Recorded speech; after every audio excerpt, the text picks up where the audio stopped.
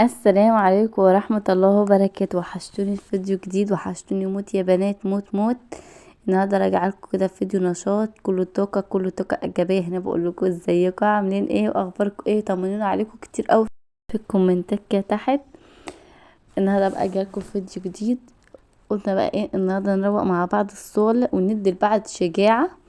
والله بس انا بحب الفيديوهات ديت، بحس ان انا متشجعه. ما انا قلت ايه يعني مش هشجع نفسي واسيبكم، لا يعني نتشجع مع بعض، فاهمين انتوا؟ يعني انت تشجعين وانا اشجعك. المهم بقى قلت اروق الصوله. انا مهما انا ونمت وما روقتش يعني الصوله بتاعتي، انا من عادتي يعني بروقها من بالليل بالذات الصوله. ليه بقى؟ ممكن افرض ان انتي قمت متاخر وحد جالك، مش ينفع طبعا يشوف المنظر ده خالص خالص. ما انا على طول مروقه شقتي لاستقبال اي ضيف، يعني حتى مش لضيف بس انا اللي على طول يعني ايه بحبها نظيفه، فاهمين انتوا؟ حد جه حد كده يعني تبقى شقتي 10/10 نظيفه ومش فيها اي ترابه، السيراميك نظيف، كل حاجه يعني ايه تبقى نظيفه كده. على الاقل يعني انا من جوه ابقى راضيه عن شقتي، راضيه عن الحته النظيفه دي. المهم بقى قومت كده روقت الدنيا وظبطت الحته كده. والشمس بقى تحط بخور وترش معطر بيدي ريحه حلوه، وكمان بيريح النفسيه جدا.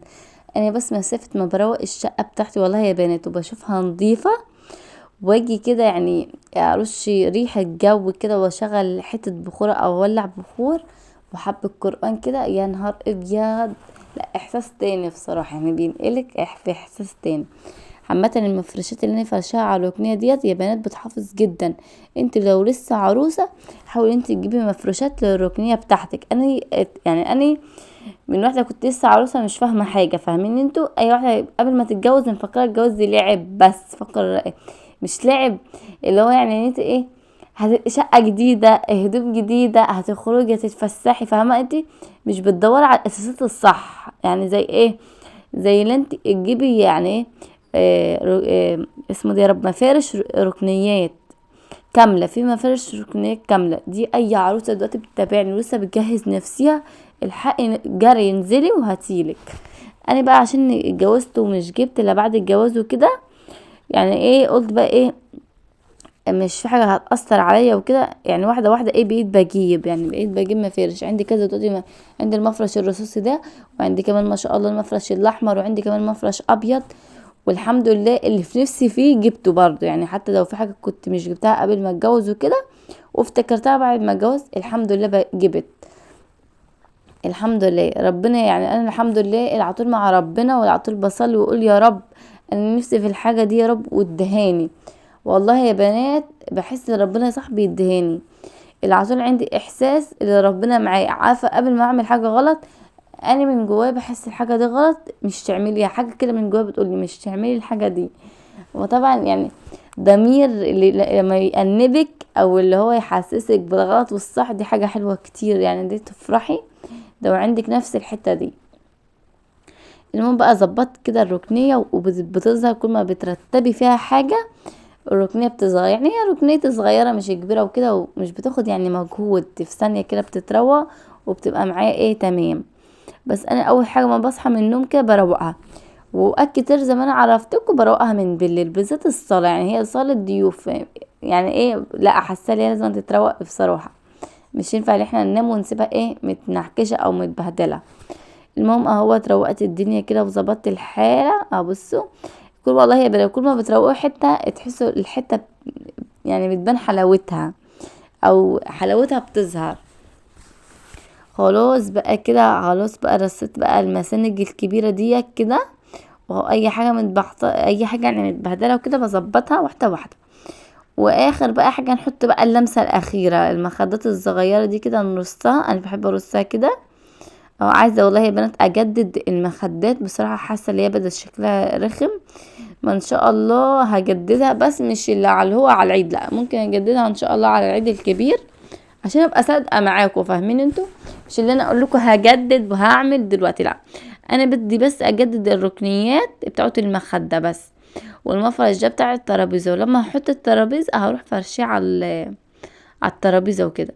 هنا بقى كنت بقول لكم خلاص خلصت اهو، تصدقت والله يا بنات يعني الحاجه بصراحه لما الواحده بتخلصها يعني خلاص يعني شاك هم كبير من على قلبها بصراحة اهوت.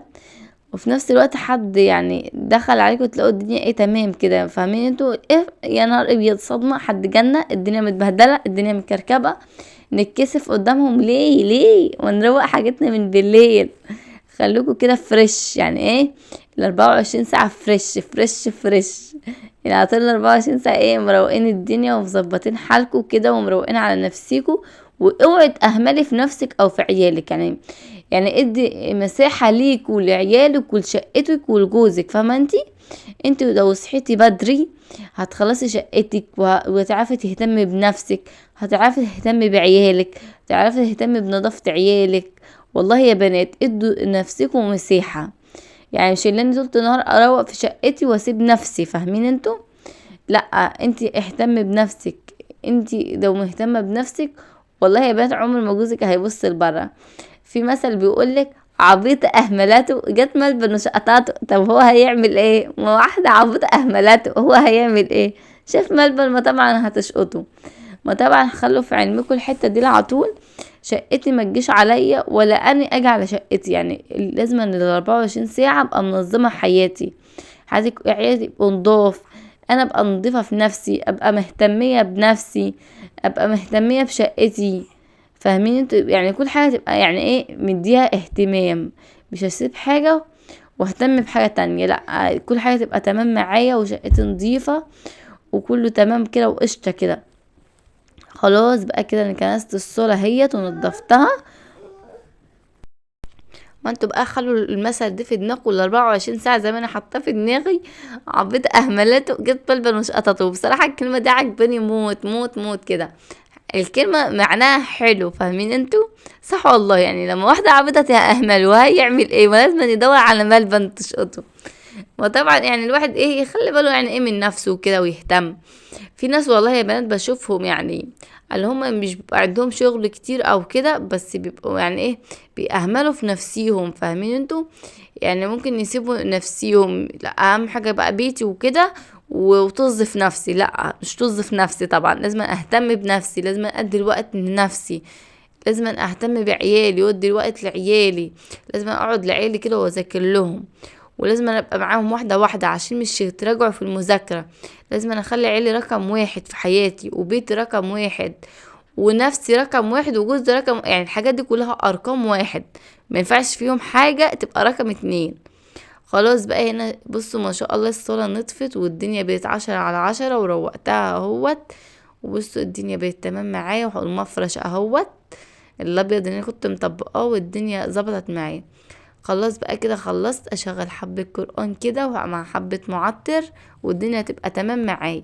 ربهم وأقاموا الصلاة وأنفقوا مما رزقناهم سرا وعلانية ويدرؤون بالحسنة السيئة أولئك لهم عقبى الدار جنات عدن يدخلونها ومن صلح من خلاص بقى روقت الصورة ونضفتها وخليت الدنيا تمام، وكمان شغلت فيها حبة قرآن كده. القرآن قدين بيهدينا قلبنا والله يا بنات، بيخلينا القرآن والصلاة بيخلينا في حتة تانية. جيت بقى على المطبخ قلت الحق بقى اطبخ عشان اتأخرت، وطلعت كده كنت مطلعة أجنحة مع راس مع سلسلة الظهر مع رقبة وكده وحاجات من دي، يعني ايه حبة حاجات كده. قلت بقى امسكهم كده اغسلهم عشان كنت بصوا لسه فيهم حاجات اصلا عايزة تتنضف وتتعمل اهو زي ما انتوا شايفين. قلت بقى امسكهم واغسلهم وانقعهم في محلول كده. بصوا دي الرقبة اهيت وراس ورجول وبص دي بقى سلسلة الظهر بتبقى فيها لحم كده وطعمها جميل. اهو دي بسلة ومخلطة عليها جزر كده، كنت مفرفتها كده من بالليل عشان يعني ما طولش وانا بعمل الاكل كده، يعني يبقى كله في الانجاز. خلاص تعالوا بقى نحمر البصلية بقى عشان الطبيخ. وانا كده يعني اسمه دي يا رب يا رب ذكرني. الحوايج ديت هحطها مع البسلة تستوي مع البسلة، يا نهار ابيض على الجمال بقى، بتديله جمال كده وطعم حلو. خلاص بقى هنا فرمت الطماطم وحطيت كده معاها قرن فلفل، والفلفل بقى بيدينا تكة حلوة، وخلاص كله هيتضرب مع بعض وهيتهرس مع بعضه، والدنيا هتبقى تمام اهي. بصوا ادي كله اهوت ضرب مع بعضه كده اهو. جريت بقى على الحلة كده اول ما البصلية خدت لون ذهبي كده جميل، ونزلت بقى بالطماطم، ونزلت بقى بالبسلة مع الجزر. وانا مش عايزة الدنيا دي تتسبك، انا عايزة كله يتسبك ببعضه. ومسكت بقى الحاجات دي غسلتها غسلة حلوة كده ونقعتها مع محلول، ورجعت حطيتها في الطبق تاني. وهنزل بقى بيها كده مع البسلة مع الحواج والحاجات ديت واحدة واحدة. انت مستعجلة على ايه يا بنتي؟ حلة اتبهدلت طراطيش. مش عارفة كنت بزقل بغباء انا صح؟ ايوه صح، يعني الحلة اتبهدلت اهي، عمالة تخضع تطير. المهم بقى حطيت كده، بصراحة كنت مستعجلة للوقت اتأخر، يعني كنت عمالة اجري والله يا بنات. يعني حلو كمان ان انا صورت فيديو والله، اللي انا كنت متأخرة ما بدي انجز. حطيت بقى حبة كمون على حبة فلفل اسمر على حبة ملح، اظبط الاكل. اللي عندك حطيه واللي مش عندك ما تحطوش، انت حرة يا ستي في اكلك. احنا هنعلمك تعملي اكل ازاي، ما كله بيعرف يطبخ، بس احنا بنضيع وقت يعني وبنتسلى يعني في صيامنا وكده. المهم بقى الدنيا ظبطت معايا اهو، وغطيت الحلق واستوي مع نفسك يا ايه يا بكيزه. وهنا لما استوت وبتغلي كده، ويا نهار ابيض على الجمال. وانا مش زودتها ولا نقطه ميه، يعني الشوربه الفراخ والحاجات دي نزلت شوربتها طبعا، الاجنحه والحاجات دي. بدت بقى طعم في الطبخ فظيع فظيع كده، كان عاجبني موت والله يا بنات. اهوت بصوا يا نهار ابيض ايه الحلاوه دي، ده انا جعت. مين جاع معايا يا بنات وهيفضلوا طبق معايا؟ يعني يقول لي في الكومنتات اللي شاف الحله دي وجاع. انا بصراحه من النوع بنحب الحواجي والحاجات دي، احنا بنحبها. وهحمر بقى الشعريه، طبعا طبيخ وحوايج جنبهم حبه رز، يا رز بشعريه يا رز حبه وحبه، بس يعني احنا بنحب الرز ابو شعريه اكتر. وبصراحه عملت رز بشعريه. وخلاص بقى الحوايج اهيت استوت وبقت 10/10، والدنيا تمام. وهنا انا كنت اصلا طفيت خلاص، شفتوا خلاص الدنيا ظبطت معايا. غطي سيبيها، ارجع للشعرية قبل ما الشعرية تتحرق وهنطلق، وجوزها هيضربني وهيمسكني هدومي، هيلم الهدوم في حبة كيسة كده ويقول لي يلا يا بت روحي عند امك، يعني كيلو الشعرية دلوقتي ب30 جنيه، جاي تحرق لي كيلو شعرية؟ لا التبذير حرام يا بنات، لا التبذير حرام. انا كنت بهزر عمر ما جوزي طبعا هيرمينا عشان حبة شعرية وكده، بس حرام يعني لازم نخلي بالنا من الحاجة اللي احنا بنعملها. خلاص بقى الشعرية احمرت خدت لون ذهبي كده جميل، وهرجع اقلب حتى احمر شوية كمان عشان بحبها غامقة سنة. عشان لو حطيت الرز كده طبعا زي ما احنا عارفين الرز هيعجن، لا يعني احنا نحمرها شوية كمان. حمرت وحطيت المية او العقد على حسب ما انتوا تسموه، احنا بنسميه عقد، بس يعني عادي لو قلنا مية مش هتفرق والله يا بنات، مش تدقوني على كلام بقى. المهم ايه، قلبت يمين وشمال بقى، وبالتالي حطيت ملح ولا مش حطيت، والله ما فاكره حطيت ملح ولا مش حطيت. وهنا بقى عملت عصير مانجا، ويا سلام على المانجا، واللي عنده مانجا كأنه عنده كنز. احنا بنحب عصير المانجا والله، على جوزي اصلا مش بيشربه عشان عنده املاح، بس انا بقى من عشاق المانجا. بس هو برضو شرب كوبايه صغيره كده على قد نفسه وخلاص، يعني اليوم عدى والله وكان كله تمام. وهنا خلاص بقى كنت بفضل عصير، وكنت مصوراكم اخر حته بس اتمسحت مني، وهحط لكم صوره الصينيه. وانا كنت عامله اكل جميل والله يا بنات، وكنت منظماه حلو قوي على الصينيه، بس يعني الفيديو ضاع، بس يلا بقى عادي. المهم دي كان شكل الصينيه اللي انا كنت مفضياها، وكنت حاطه طبقين كده طقطات اطباق طبيخ، وادي الاجنحه مع الحاجات، وطبق الرز، وطبق المخلل الاساسي في الفطار بالذات بقى في رمضان. بتمنى يكون يا بنات الفيديو عجبكم، وكل سنه وانتم طيبين يا احلى اخوات في الدنيا، ومع السلامه.